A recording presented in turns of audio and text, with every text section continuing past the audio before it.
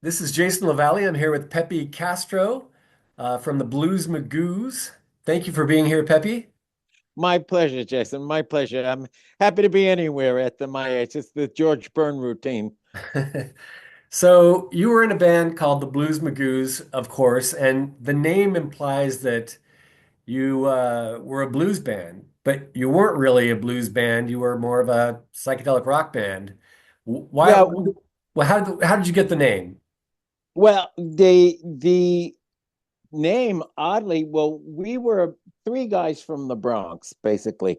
I grew up in Manhattan, and my dad passed away when I was 5 months old, and so I was born Emilio Castro. And what happened was Castro died when I was 5 months old. My mother remarried when I was four. We migrated up to the Bronx. I got adopted to a guy named Thielhelm. And then they dropped Emilio to Emil. So I became Emil Thielhelm. So let me run that out of the way right now before I get back to the Magoo name. And so we were the trench coats originally. And then we started migrating down to the village because that was the only place where it was safe to go. Because when you were in the first wave of New York bands, growing your hair and wearing boots, you were taking your life into your hands if you were anywhere around New York other than the village. So we migrated down there. We worked up through all the clubs, and we ended up having a steady gig at a place called the Night Owl Cafe. And we were approached by two industry veteran guys who were producers. And they actually chewed over the stuff when they were trying to sign us to an independent production deal. They came up with the name with some people originally, I believe, from CBS. And so the Blues Magoos, actually, we did not come up with the name ourselves, but because our persona was so kind of street and kind of like these guys are funny looking. And so I think somebody had a laugh at our expense and figured, well, they're kind of doing Magoos, but they're also kind of like wacko young guys with kinky hair and everything else. And they came up with the Blues Magoos, which was originally spelled Bloos. And then after a few months of doing that, we changed it to Blues. But we do not take the credit for coming up with the name. Okay. And it sounds like just the fact that it has the word blues in it was just incidental almost. Well, I was fortunate enough to grow up in the village when the village was going from folk to electric, if you can imagine, because at that point in time, when I'm 14 and 15 years old, because I left home at 14, I'm running around the village there, and all the coffee houses have guys like Dave Van Ronk and Freddie Neal. Tim Harden was starting to come up, and Robert Zimmerman's walking around with his guitar case. Richie Havens is walking around as a little troubadour, and all of a sudden, bands like the Love and Spoonful and the Blues Magoos and a handful of other acts that unfortunately never went on to great notoriety were coming up. And so all the clubs were changing over from folk to electric. So the blues and good time rock and roll was kind of all around the village. So we gravitated towards some blues songs. And we were very impressed with the first wave of British bands that were coming into the United States. The Animals being one of them, you know, Sure. which had a kind of blues effect on me. But we were also, because we were indoctrinated into the village, we were listening to a lot of blues artists that the English guys were kind of picking up on American blues, black blues from America, and then they were putting it in their blender, and they were coming up with all this other kind of stuff too. So the blues was there, folk stuff was there, good time rock and roll was there. I ain't gonna work on Maggie's farm no more. We'd be playing this stuff before even Dylan was making a record with it. So it was part of the culture, actually. But we were also getting high, and we were in the first wave of American bands on the East Coast that were kind of morphing that garage band psychedelia thing Right. going on. Yeah. Yeah. I mean, you guys were from the Bronx, and it seems like the whole psychedelic Summer of Love thing was more of a West Coast thing. Did it feel weird being in the Bronx with all this going on around the country and the world? Was there what? Well, just how did it feel being in the Bronx during like the Summer of Love? Well, And you see, we weren't really in the Bronx during the Summer of Love. We were out gigging, oh, out going all over the world. As a matter of fact, I only found out last year that the Blues Magoos played the first rock festival in the United States. We were actually out in San Francisco, and this was a week before the big one, which everybody thinks is the first one. But the first rock festival in the United States was actually in San Francisco, and it was called Magic Mountain or something like that. huh. I have a flyer to it. I'll send it to you. You'll be amazed at all the amount of acts that were on it. And really, even though, yes, I'm in total agreement with you, the musical bubbling up of the psychedelic genre really percolated more in the West Coast, but the East Coast was more indoors. It wasn't really out at the because, like I said, I found myself in rooms with Timothy Leary and all these people, dropping acid and doing all this kind of stuff on the East Coast. But the scene was not as urban. It was cultivated more in the little clubs in Manhattan, whereas LA and San Francisco is an outdoor environment. Yeah. So that stuff was going on. What was happening in New York is that the first wave of British bands were coming in and starting to do Ed Sullivan. And the only thing they wanted to do was to go down to the village and see what was going on in New York. And so that's what was going on in New York at that time, to where we were friending, all these other different bands. The Stones were coming in, the Animals, Jerry and the Pacemakers, the Kinks. I mean, all this kind of stuff.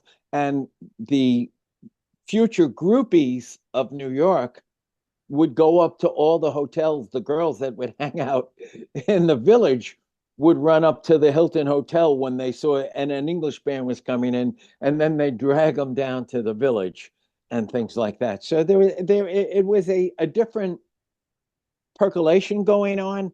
And yes, the West Coast gets the kudos of really being more the birth of the scene, but it wasn't that it wasn't happening in New York. It just wasn't as exploited, and it was more indoors as opposed to outdoors. Yet the first festival in the United States, the Blues Magoos were on. We were on there with the Grassroots and Hugh Masekela and a an amazing amount of acts. And that this was the week before Altamont, I believe.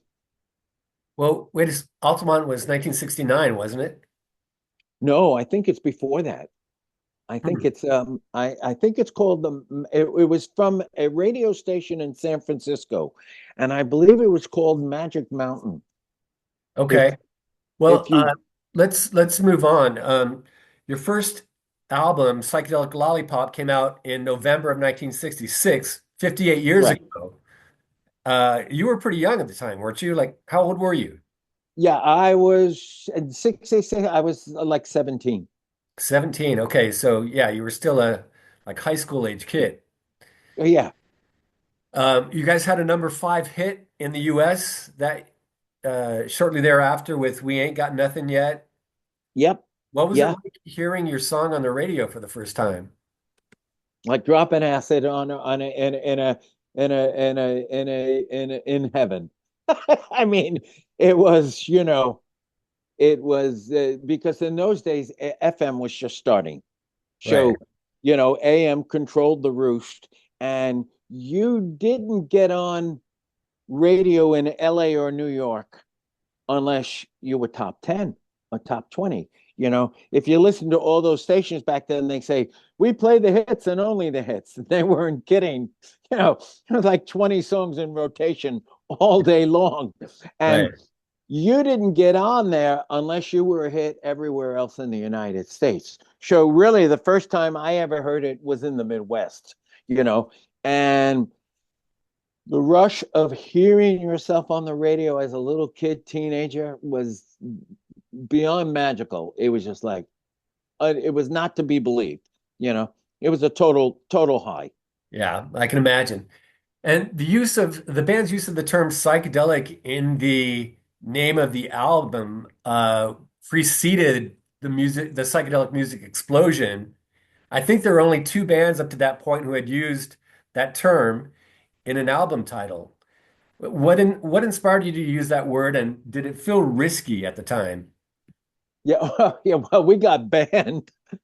Our second single got banned. If you want to know about it, I'll tell you that. That was the precursor to being a one-hit wonder, But as I said, we were pretty aware of everything. Like Graham Parsons was the first person to get me high on weed. You know, this is all the runnings around. Mamas and papas are just coming up out of the village. Everybody knew the monkeys were being put together as an act. We were all like freaked out by that and stuff. And so it was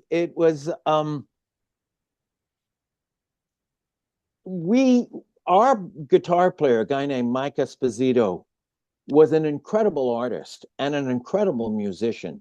He's got 10 years on me. And so I learned a tremendous amount of things from him musically. I looked up to him because he was just an consummate artist, and he had a painting he had made, which he called Psychedelic Lollipop. And this was 1966. So he had this thing probably started maybe in 65 or something like that. His father was Brigadier General Vincent Esposito, who wrote the encyclopedias of World War I and II for the United States Army.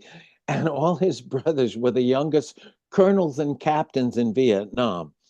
He was the black sheep of the family, this, peacenik, consummate artist. And so when it came time to come up with an idea and a cover, he told us about this painting called Psychedelic Lollipop. And because everybody's starting to drop acid all over the world in LA and New York, we thought, whoa, Psychedelic Lollipop. That's like, that's like licking a stick of acid or something. So we thought that was just too trippy. And then we took his painting and superimposed our photos inside the painting. But it really became the title and the concept because Mike had told us that he did this painting called Psychedelic Lollipop. What was what had you guys already taken acid and that kind of thing by the time that record came out? I have to think about that one. you know, Had you yeah, already I been mean, psychedelicized? I was, yes, we were definitely psychedelicized. I think it I think we were probably psychedelicized after the release of the record. And, mind you, when you're a band called and you have a record called Psychedelic Lollipop, you can't go anywhere in the world without being stopped, strip searched, at every airport and stuff like Yeah. that. And then at every gig, there's like a ton of kids that just want to turn you on, that just want to get you high. Like the tour that the Magoos did in '67 was the Blues Magoos. We opened, the Who followed us, and Herman's Hermits was the headliner. And we went out for the whole summer of 1967, and this was the tour that broke the Who in the United States. So every night I'd be going out with Townsend or and stuff like this, and people would be coming up to us at the after parties and saying like, "Here, try this," like, "What is it?" And we go, oh, we can't tell you, that would ruin the high. And Pete and I would go like, never mind. Yeah, but because we were of the psychedelic ilk, there were hippies all over the United States that the feather on their cap and the big rush for them was to know that they could walk away, and they turned on the Blues Magoos at the end of the gig. you Yeah. know. So there was a lot of funny shit going on. But I was in the apartments. I mean, I left home at 14. And by the grace of God, a truant officer forged my birth certificate so that I could legally get signed out of the school system. That's a whole other story in itself. But because they were going to put me away, because you can't be on the streets of New York at 14 and 15 years old, and you can't even leave school unless you have your parents' consent. So this guy did me a very good solid, and he forged my birth certificate so that 2 months before my 15th birthday, he had it that I was turning 16 instead of 15. And then my mother was nice enough to co-sign a release. So I legally got signed out of the school system 2 months before my 15th birthday. So I'm running around the village. Yes, no, I don't want to drop acid yet, but everybody else is going pretty wild. And I'm just taking it all in. And like I said, I started weed off with Graham Parsons, who had a band called the International Submarine Band at the Yeah. time. Okay. Was this like before the Blues Magoos had that hit song? Yes, this was before. Yeah. Okay. Yeah. Well, your first three albums were definitely psychedelic, but you went in a different direction with your fourth album, which was called Never Going Back to Georgia. Woo! What a story that is. Oh my God. You What got you motivated you got to a take, year? You got huh? enough? I said you got enough time to I don't know. I don't know. What motivated you to change your sound at that point? what? It was Well, 1969. yeah, well, first of all, it wasn't only the sound, it was the whole band. You see, what happened was when I was wondering whether I was going to be drafted at 18 years old and stuff like that. And the band was becoming very popular. If you listen to the third record, Basic Blues Magoos, there, there's a progression in our songwriting that's going more psychedelic, but there's a little more of melodicism going on, and we're maturing as songwriters. Um, the other guys decided in 1969 that Peppy, we do not want you in the band anymore. I was like crushed. At this point, I was like 19 years old, and we're now a one-hit wonder. The money's not coming in. We owe money all over the place to the photographers and the IRS and the agents and the managers and the producers and all this kind of. And the ship is sinking because our follow-up single, Pipe Dream, got banned by the ABC network. They called us up and said, "This is too psychedelic. It refers to drugs. We can't play this." So they were kind of fearful of us. And instead of us being rebels and getting a bunch of kids to go down to the radio, nobody knew that stuff back then. So we lost the record, and we got the thing of the one hit wonder. So by the time the rest of the guys were pissed off at the managers, and I truly believe I was getting too much attention and developing as an artist, that they decided they wanted to go to California by themselves and be the Blues Magoos. And they just said, "You're out of the band." Oh, So, wow. So you were the front man, but they kicked you out of the band.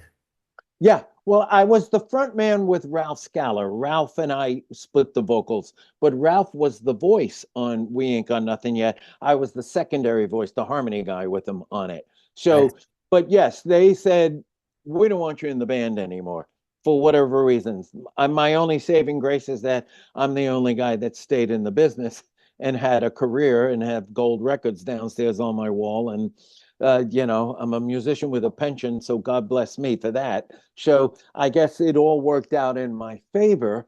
But what happened was is that at the ripe age of 19, I wanted to start the first Latin band in the United States. This is before Santana ever even came out. FM was blowing up, and I said, I'm half Colombian. Let me try and maybe I should get it. So I wanted to be the first Latin rock band in history to come out.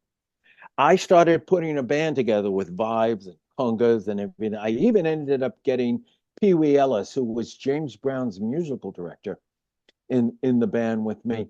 And my managers, who were pissed off at the other guys because they were leaving them as well, looked at me and they said, "Listen, we don't like what they did to you, and the office is here.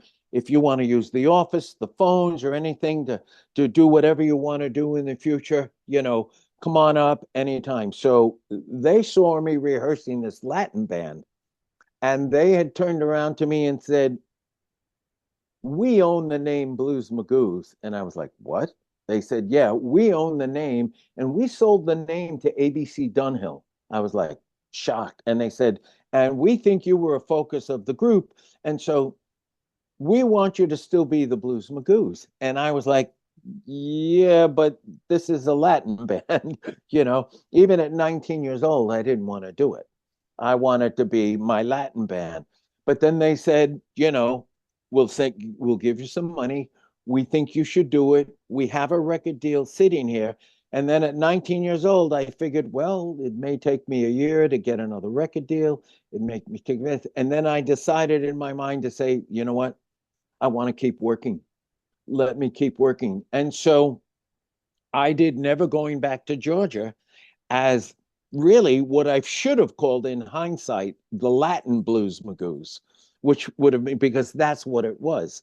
But I did that. It got me through the rough years. If I look back, it's one of the few shoulda, woulda, coulda regrets that I went against the grain and I didn't want to do, but I did it. And that was how that whole thing changed.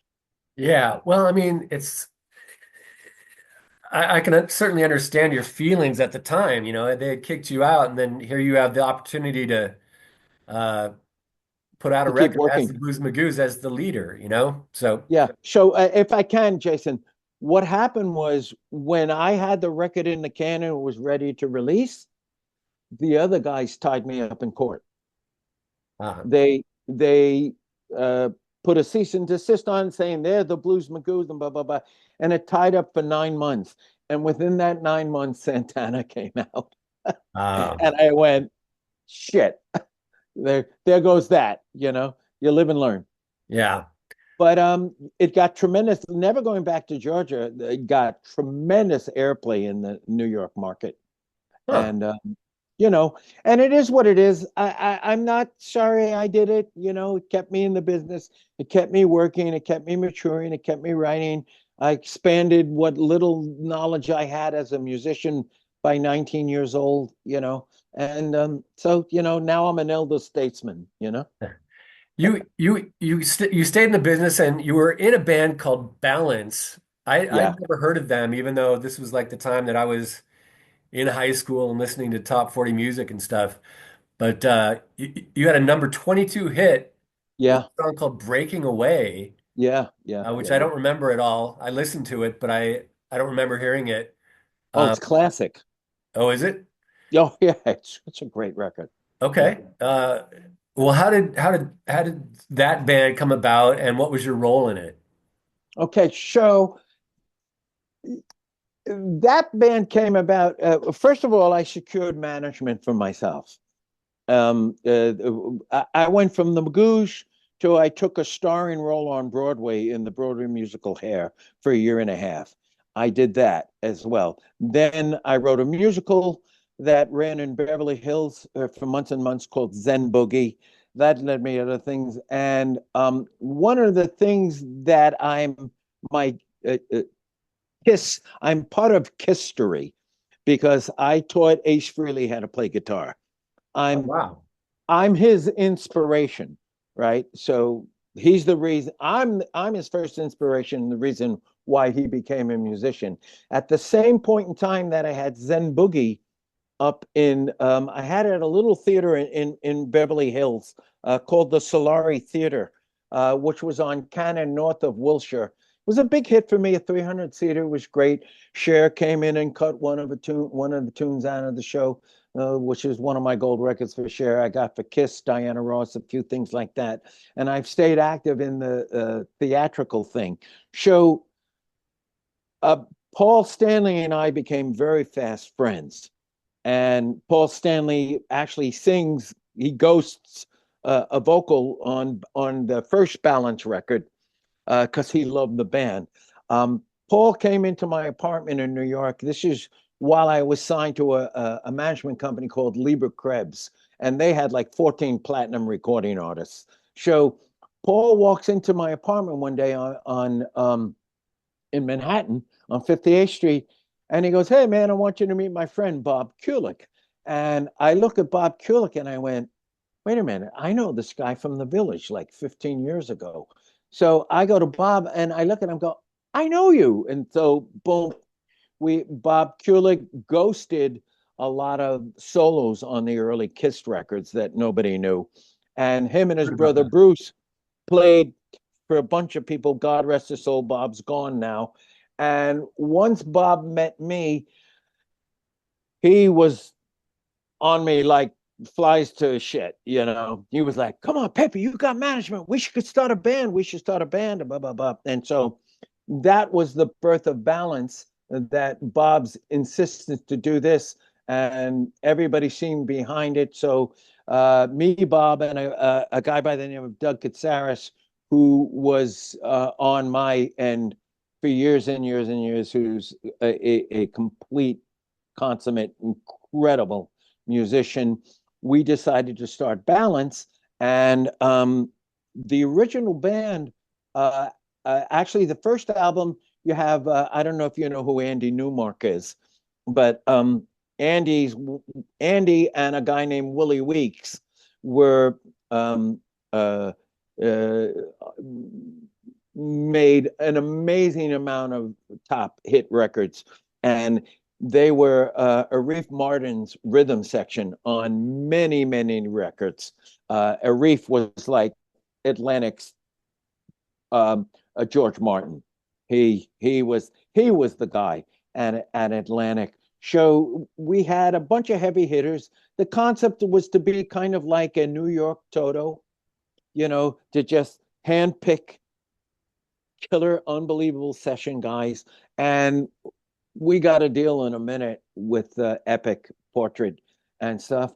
And they put out the first album. Breaking Away went to 22. I still get phone calls from guys I really, really respect, really A-list songwriters who tell me that Breaking Away is one of their all-time top 20 records. So you wrote that and Yeah, I wrote that in 20 minutes. you sang it also?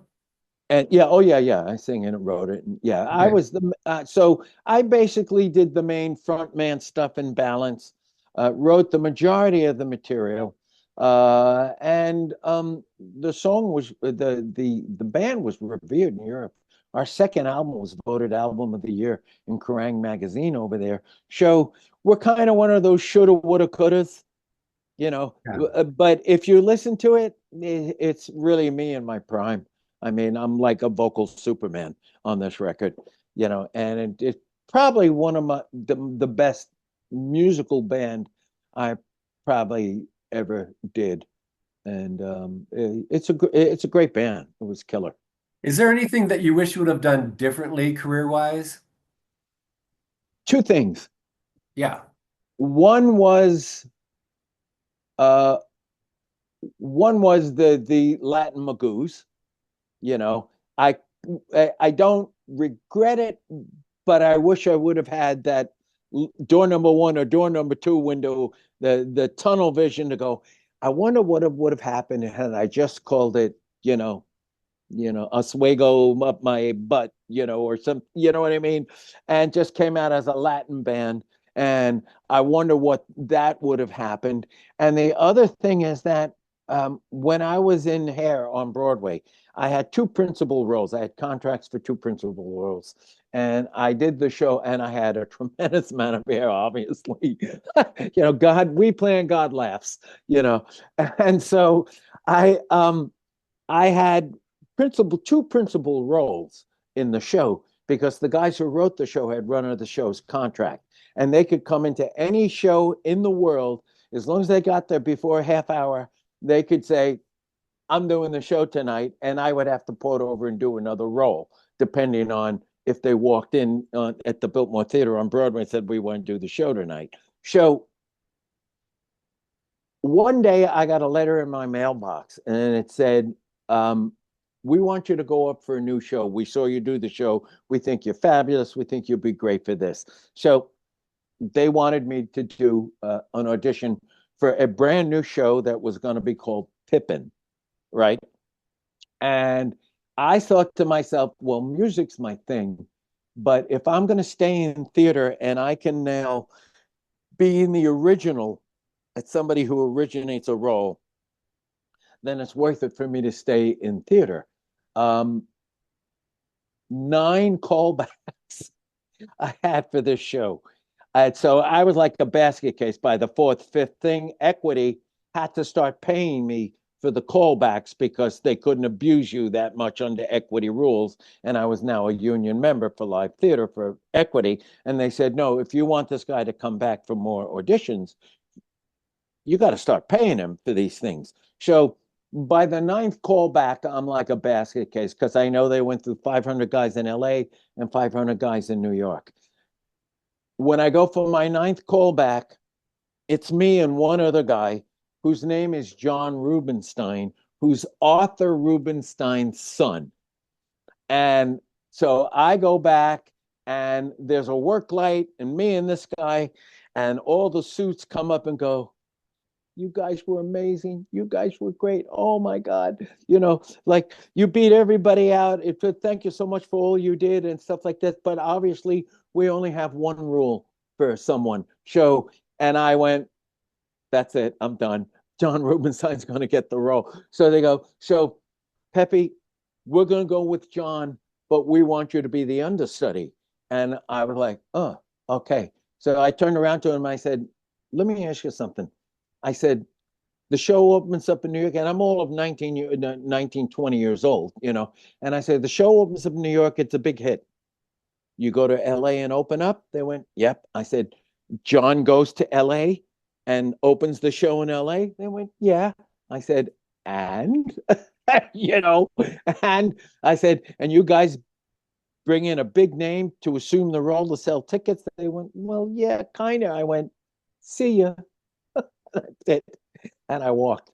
I walked away from it. I walked away from a paycheck. I walked away. And my regret is, again, the tunnel vision. I wonder what my life would have been had I kept the understudy role and stayed within the theater ranks. And maybe my whole life would have been better. Those are the only 2 instances in my whole life that I have any kind of I wonder, shoulda, coulda. Yeah. All right. Well, what's one Blues Magoos song that you wish more people would hear? Ooh, wow. Actually, I have one I did for posterity that's on YouTube now that I just put up for myself that nobody even knows about. That's called "Nowhere Is Somewhere," which you can find on YouTube, which I did a year ago, something like that. Which is like a capsule of something, and but the third album, which was not as successful as the first two, has some really, really cool gems on that. So I would say instead of a song, I would say that's a nice question too. Nobody's ever ever asked me that one. But Basic Blues Magoos is really a gem. It's No, yeah, I've heard that. It's very highly regarded, although it didn't have any big hit songs on it. Yeah, yeah, yeah. And so, yeah, we didn't have the promotion or anything, nobody was behind us basically. And we cut it with a remote outside our house. So we didn't do it in a recording studio. But there's some really, really fun things on there, that I like. I know that you put out an album like 10 years ago called Psychedelic Resurrection, or the Blues Magoos did. Yeah, with the I Magoo didn't thing. research it, but was that you and original members, or? Yeah, that was me basically, and Ralph, the original singer, and Jeff Daking, the original drummer. Um, Ronnie, who's passed away recently, who was the bass player, is our first loss of an original member. He had health issues; he didn't want to do it. And Mike Esposito, I mean, I'm 75 now, so Mike's 84, 85.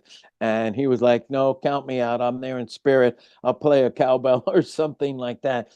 But since Ralph was the vocal sound and I was the vocal sound, and Jeff wanted to be part of it, I did it just to kind of go out on a little bit of a high, so that if for whatever segment of people out there that still remember or love the Magoos, that it was just something I did for myself. I never knocked on a door for distribution. I didn't do any of that stuff. I just kind of put it out into the universe for to see if anybody would like it. And there's some nice fun stuff. We recut one or two of the old original things as an update, but we wrote some fun stuff too. And that was it. It was just to put a cap on it for myself. Okay. Last question. Who's your favorite band or artist that's come out more recently, like say in the last 10 to 20 years? Oh, fuck. Um, Manuskin. Manuskin. Maniskin. Okay. Yeah. Oh, they've peaked now and they've come down, but they're fucking fabulous. They their fucking stage presence, everything about them. I was like glued. I couldn't get when I hit on them early on. I was like, oh man, look at this little Italian kids came out of nowhere and they're killing it. There's like something for everything. They're like woke, they're not woke, they're this, they're that, they're tranny, they're not tranny, they're hip, they're too cool, they're Euro, they they blew me away. I love them. I thought like, oh, this is great. And then I got a kid who's 36 years old who's like, Dad, you got to hear this. You got to see this one. You got to see that. So the it filters down to me and stuff like that. But I'm still active. I still do a lot of things. I have 6 songs in a new musical about Andy Warhol that's going Oh, up in the UK in 2025 with Sir Trevor Nunn is the director, and he's also my lyricist, which is kind of cool. And that's sanctioned by the Warhol Foundation, and that should be that'll give me another 15 minutes if and when it gets something to get me off the beach, you yeah. know but because I spend most of my time down in Florida, I've got a house built in 1760, which I'm in now. This is my little cubby hole, in about an hour and a half out of Manhattan in New York, and so I'll head back down to Florida again. I kind of prefer it. You're out in Arizona, yeah? I am. Yes. Did I I lose am. you? Yeah. Arizona. It's Oh yeah, there you are. Yeah. Did yeah. I put you to sleep? No, no, no, no. I think the internet connection became unstable. Yeah, But yeah, I'm in Arizona where it's nice and warm nice and dry. Yeah, yeah. and The dry. whole Yeah. the whole deal. Summer though, woo. Yeah, well, you get used to it. Yeah, I'm afraid to even drive in the streets out there in summer. I think the tires are gonna melt. Yeah, they somehow never do. Yeah, yeah. And so listen, I'm happy to send you anything. I'll send you that little video on Okay, great. on the And Magoos. well, let's wrap this up. So thank you, Peppy, for being my guest today. Really appreciate talking to you and for taking the time. Skip out, flip out, trip out. Turn in, tune in, drop out, all that good stuff. All right, Hey, take care. my pleasure, man. All And right. and you're definitely a better looking Timothy Leary. Oh, well, thank you. Well, well,